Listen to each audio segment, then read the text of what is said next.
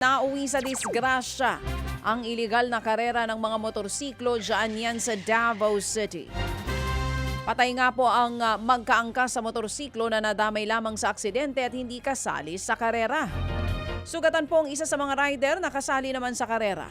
Dinala na ito sa ospital. Nakatakas naman po ang isa pang rider na sangkot din daw sa iligal na karera. Patuloy po ang investigasyon sa insidente. Sa Santa Maria sa Bulacan, patay pong isang dating barangay secretary matapos pagbabarilin sa tapat po yan ng kanyang tahanan.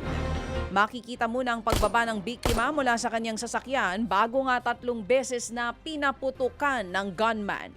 Agad ding tumakas ang salarin sakay po ng motorsiklo.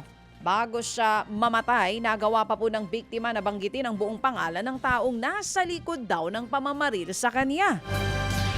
Ang kanyang binanggit, pangalan ng isang barangay captain. Sumuko na sa mga pulis ang pinangalanan. Itinanggi po niya na siyang mastermind sa krimen.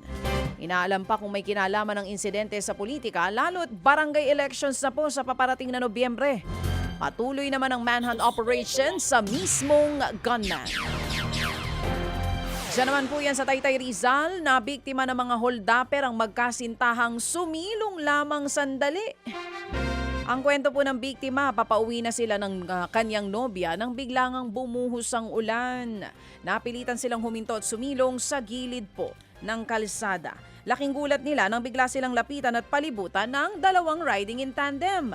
Kabilang po sa mga natangay ang isang wallet, 2 cellphone at motorsiklo ng biktimang rider. Patuloy naman po ang pagtugis sa mga holdapper.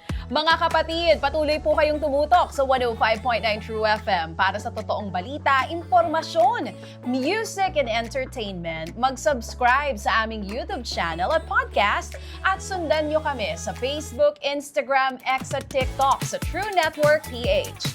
Bisitahin din po ang aming official website, truefm.ph. At panoorin din kami sa True TV Signal, Channel 19. Kami po ang 105.9 True FM. Laging true sa'yo, kapatid.